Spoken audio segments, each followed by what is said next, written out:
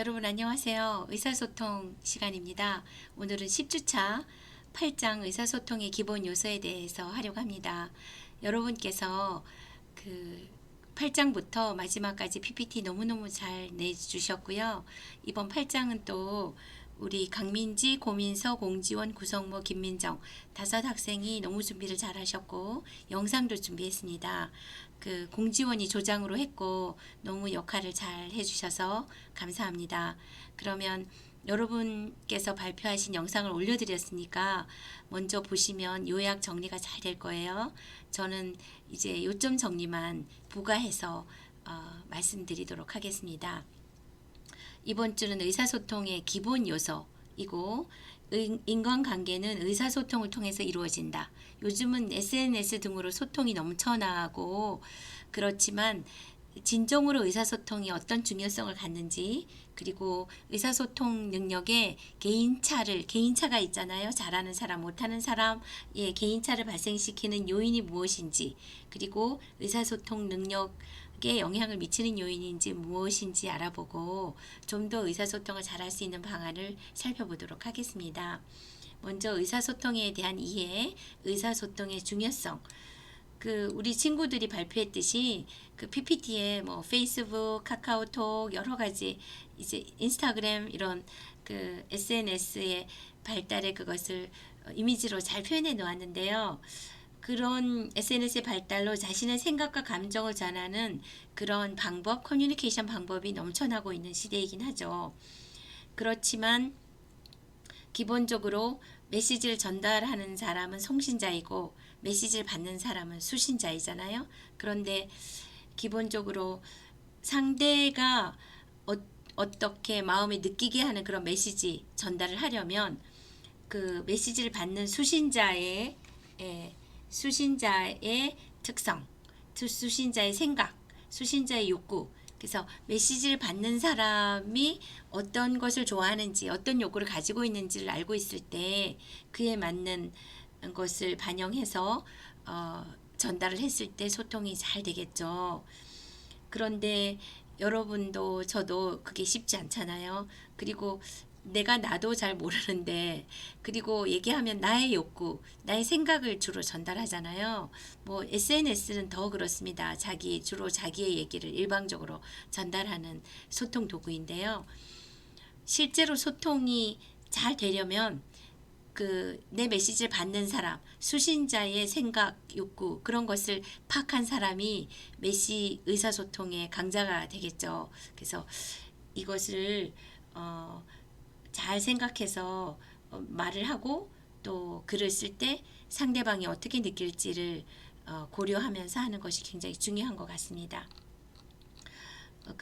여러분 발표에서도 얘기했지만 한 실험 연구에서 휴대폰, TV 등 화면만 많이 본 아동들이 그것을 사용하지 않는 아이는 다 반대로 당연히 그 시간에 가족하고도 소통하고 이렇게 했겠죠. 그 감정을 이해하는 공감 능력이 TV 화면만 본 친구들이 훨씬 낮게 나타났다, 이런 연구가 있는데, 그 아이를 키울 때 0세에서 3세 이때에 TV만 보여주거나 뭔가 그렇게 하면 아이가 말을 굉장히 못할 수도 있을 정도로 치명적일 수도 있습니다. 그래서 실제로 그 공감 능력, 소통 능력은 인간과 인간, 그래서 사실 요즘에 인공지능이 발달하면서 로봇까지 나와서 로봇가 내가 하는 말을 다 반응하고 하지만 로봇가 감정을 갖고 있진 않잖아요. 로봇가 어떤 영성을 갖고 있진 않잖아요.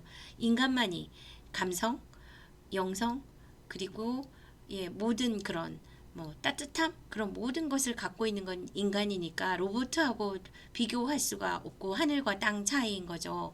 그런데 여러분이 로봇처럼 어떤 정보만을 전달하고 나의 생각만을 일방적으로 전달하는 것이 아니라 정말 인간이, 그래서 그렇게 인간이 감성을 개발하는 훌륭한 사람이 되게 하려면 여러분께서 선생님이 됐을 때, 그리고 부모가 됐을 때 아이와 직접 대면해서 눈과 눈을 바라보고 소통을 많이 한 그 아이들이 아주 감성적으로 소통 능력이 우수한 아이로 자랍니다.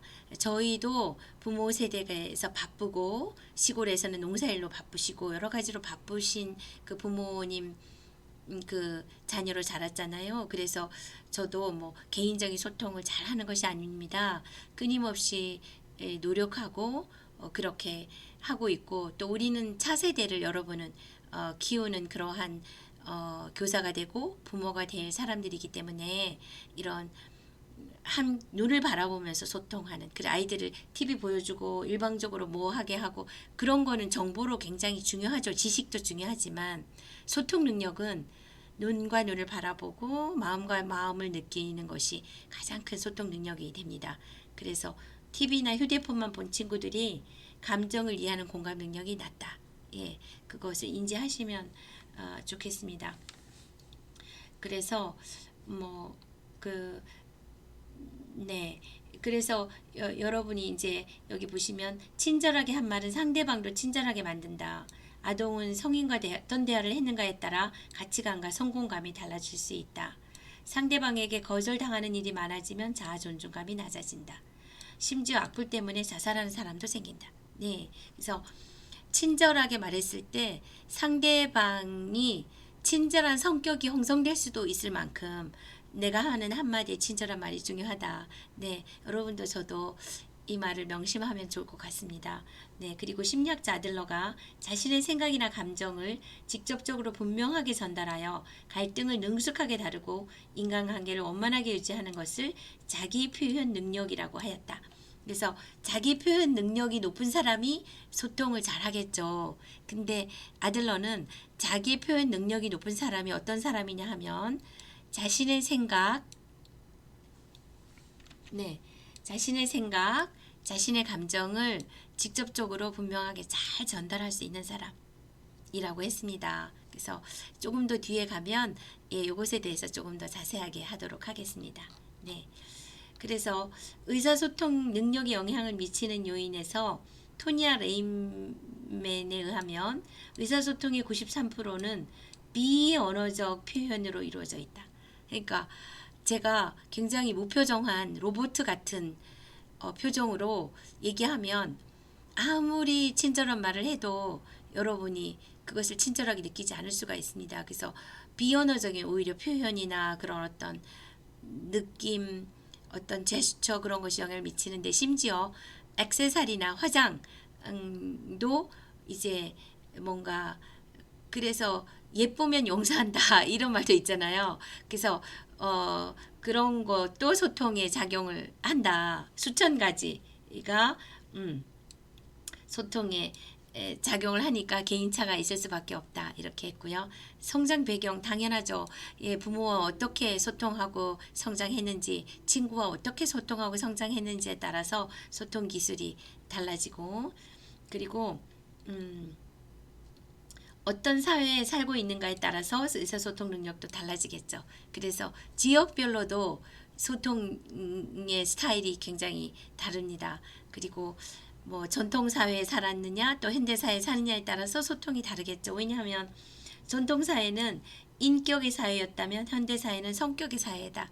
요즘은 자신의 성격을 나타내는 사회이고 예전에는 성격을 나타내면 안 되고 자기 주장도 하면 안 되고 서로 인내하고 배려하는 대화 굉장히 참고 중요한 말만 하고 이렇게 그래서 조용한 사람이 오히려 현모양처의 표현이기도 했잖아요. 그런데 요즘에는 자기 표현 능력이 굉장히 중요하고 누구와도 소통하는 게 중요하고 본인의 성격을 잘 표현하는 것이 굉장히 중요하다.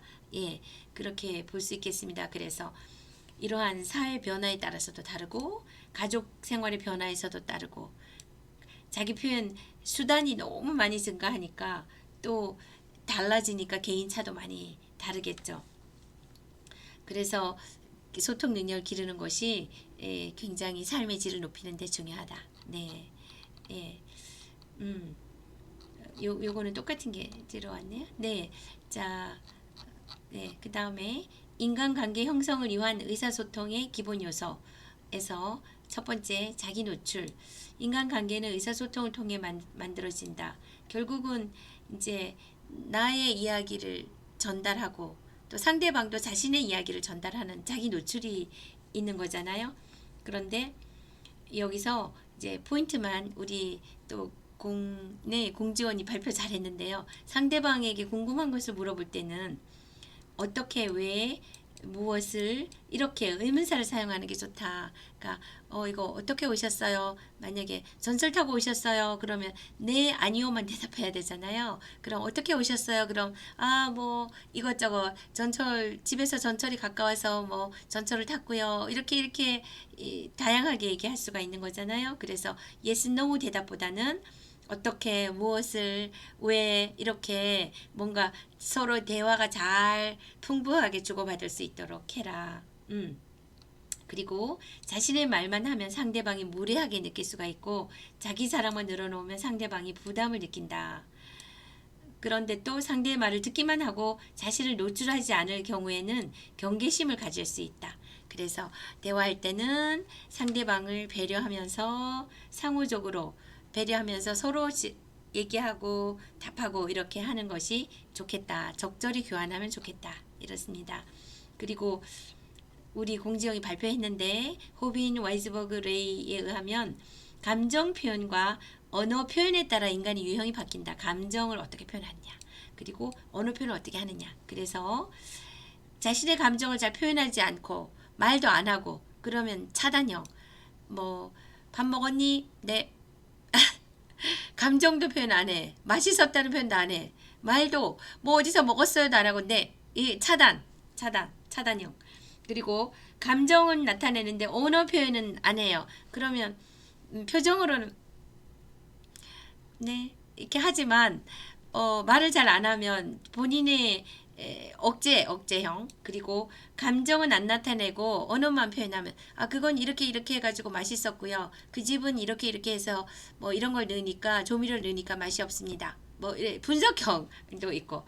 자, 그런데 제일 좋은 것은 자신의 감정도 나타내고 언어 표현도 잘하는 친숙형.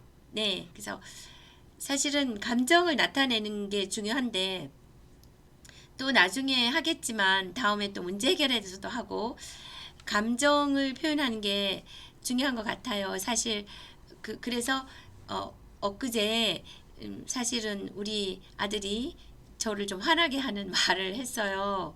그래서 제가 이제 아주 오랫동안 화를 안 내다가 화를 냈어요. 화를 내니까 좀 안 내다가 내니까 이 아들이 깜짝 놀랐나 봐요. 그래서 좀 갑자기 조용해지긴 했는데 그러고 나서 제가 화를 내면 상대방이 상처받잖아요. 아들이 상처받을 거잖아요. 그래서 이제 제가 또 곰곰이 생각하면서 그렇지만 우리 아들이 한 번만 더 나를 화나게 하는 이 말을 또 하면 정말 그거는 안 될 것 같다는 결심이 섰어요. 그래서 화를 냈는데 화를 내고 보니까 또 화는 아닌 것 같아요. 왜냐면 화를 내면 상대방을 또 상처 주니까. 그래서 곰곰이 생각을 하다가 제가 진지하게 얘기를 했습니다. 이러한 말을 하면 엄마가 굉장히 화가 난다. 그리고 사실은 내가 그 말은 이제 더 이상 안 들었으면 좋겠다는 결심이 섰다. 그래서 안 하면 좋겠다. 그렇게 진지하게 부탁을 했더니 그랬냐. 그러면 앞으로 그렇게 이렇게 대화하면 잘할 수 있다. 이렇게 얘기해서 굉장히 좋았습니다. 그래서 또 이번 경험을 하면서 느낀 것은 나의 감정을 내가 이렇게 하면 힘들었고 이렇게 하면 사실 화가 났다라고 화를 내는 게 아니라 너 나쁜 놈이야. 왜 엄마한테 이렇게 화를 내? 막 이렇게 같이 화를 내는 것이 아니라 이렇게 해서 엄마가 진짜 많이 힘들다. 강원도 사투리예요. 저는 강릉역으로 나왔고요. 많이 힘들다. 이렇게 진지하게 얘기하고 그런 표현을 엄마는 더 이상 듣고 싶지 않다라고 얘기하니까 너무 좋았고요. 이렇게 소통이 잘 될 수 있구나. 사실 가족과 소통하는 것도 쉽지 않거든요. 그래서 가까운 사람이랑 소통하는 것이 더 쉽지 않습니다. 그래서 자신의 감정을 이렇게 화난 감정을 화를 내는 것이 아니라 그대로 잘 이렇게 표현하면 내가 이만큼 화가 힘들었고 이만큼 힘들었다는 거 표현하면 상대방이 느끼게 되잖아요. 그래서 수신자의 마음을 느끼게 되니까 아 내가 그 말이 힘들게 할 수 있구나를 자각하면 안 하게 되겠죠. 그래서 감정과 언어를 잘 표현하는 그런 기술을 터득하면 좋을 것 같습니다. 그리고 상대방에게 칭찬해주고 싶은 것을 찾아서 칭찬해주고 그래서 또 더 대화를 잘하려면 아들아 네가 또는 친구야 네가 평소에 이렇게 해줘서 엄마는 또는 친구는 너무너무 사실 좋다. 그렇지만 이런 말을 할 때는 사실 너무 힘들다. 이렇게 상대방이 좋은 점을 말해주거나 자신의 기분 선호하는 것, 싫어하는 것에 대해서 내 느낌은 이랬다. 표현해주고 상대방의 감정 상태에 공감을 해주면 훨씬 가까워지고 이렇게 친숙형이 되면서 의사소통을 잘하는 사람이 되겠죠. 네.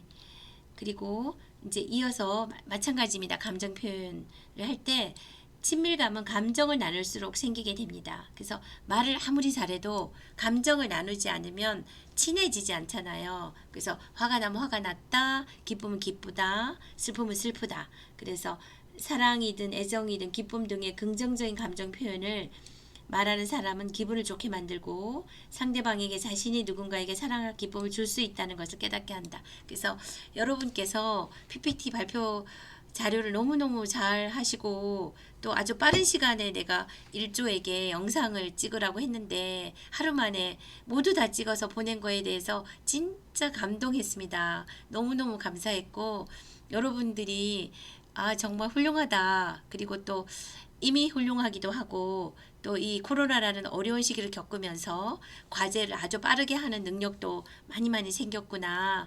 그런 장점도 있구나. 이런 생각에 무척 뿌듯하고 여러분이 자랑스러웠습니다.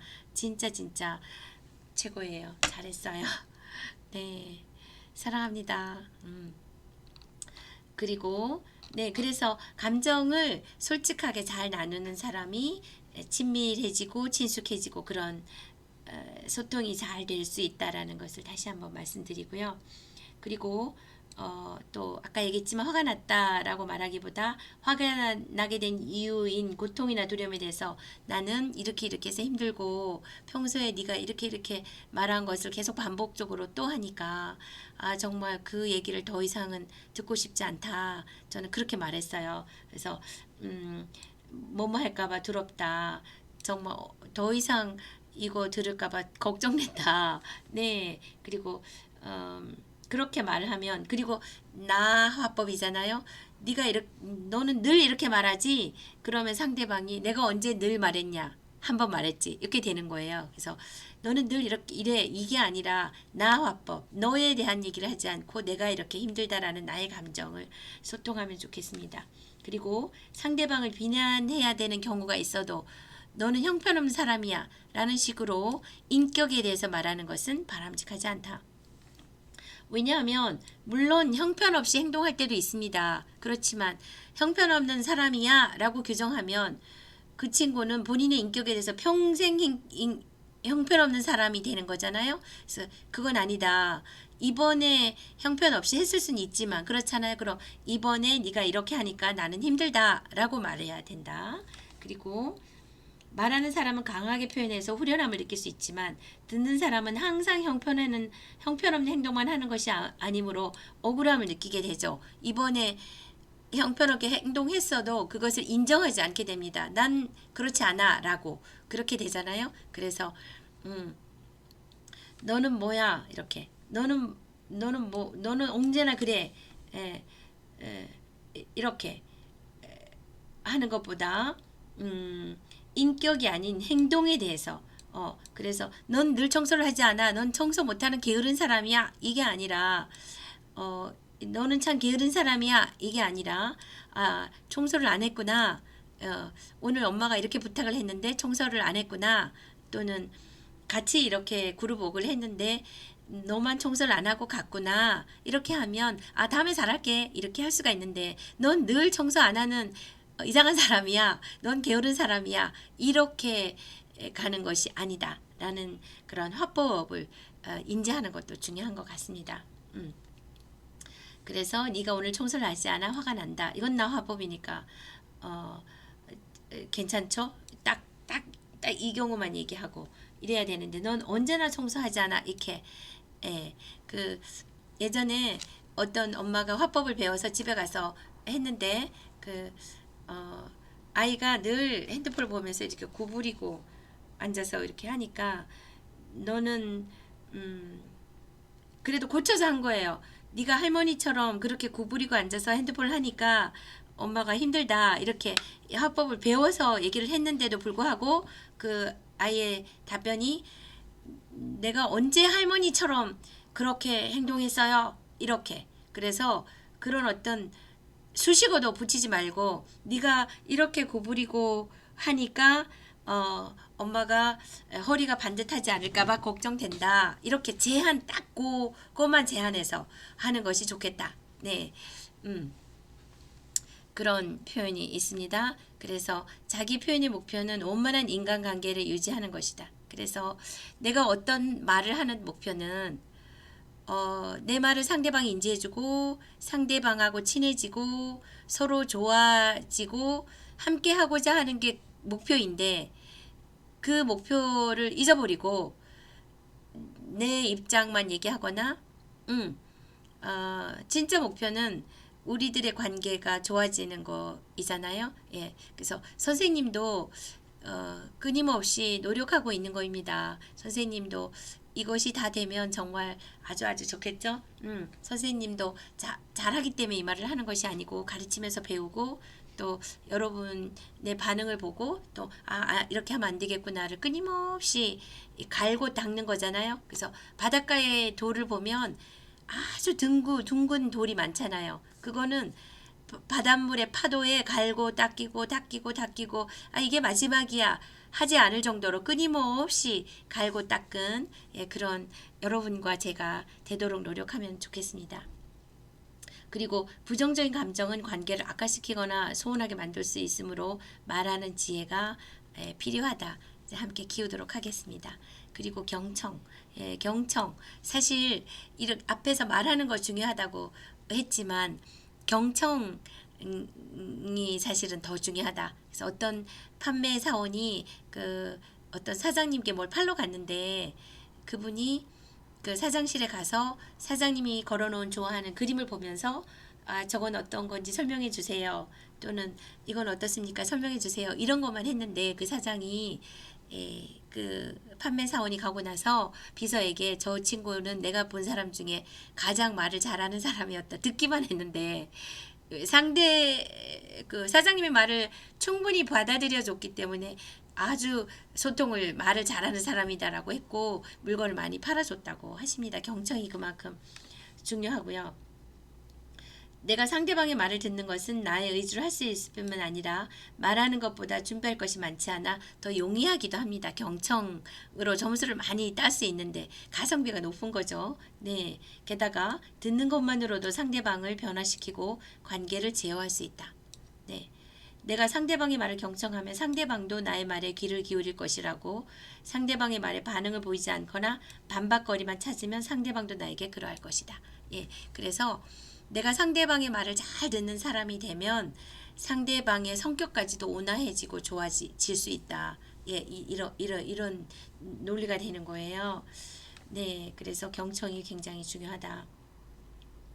그리고 처음에는 주의를 기울여 듣더라도 말한 사람이 의지를 파악했거나 전에 드렸던 적이 있는 내용이라면 관심이 현저하게 저하되잖아요. 그래서 난 알고 있거든. 나는 그러니까 관심이 하향되는 이것을 심리적 타성 곡선이라고 하는데 사실 경청의 장점을 살려 들으려면 처음 듣는 태도로 들으면서 이미 알고 있어도 처음 듣는 것처럼 그러시군요 이렇게 무슨 말을 하려는지 다 알고 있다는 생각, 들을 필요가 없다는 생각, 귀찮은 마음 이런 그런 우월감, 잡념을 다 버리고 들어야 된다.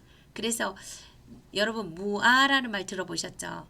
그리고 내가 빨간색 안경을 쓰고 보면 노란색을 볼 때 주황색으로 보이잖아요.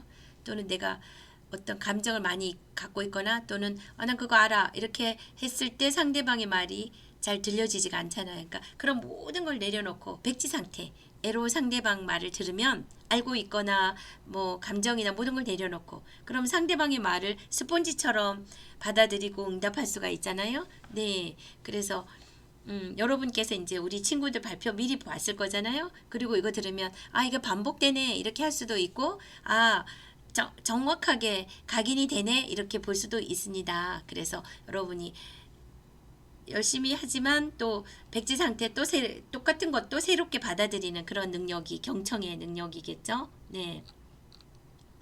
그리고 귀로만 듣는 것이 아니라 말로 행동으로 들어야 된다.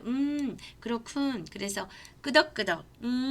그 우리말에 이게 굉장히 좋은 말이라고 합니다. 아니, 이 말 아니고 이 말이 반말이 아니라 굉장히 상대방을 따뜻하게 하고 열고 받아들이는 아주 좋은 말이라고 합니다. 네, 이런 말 또는 엄마든 누구든 여러분이 반말하잖아요.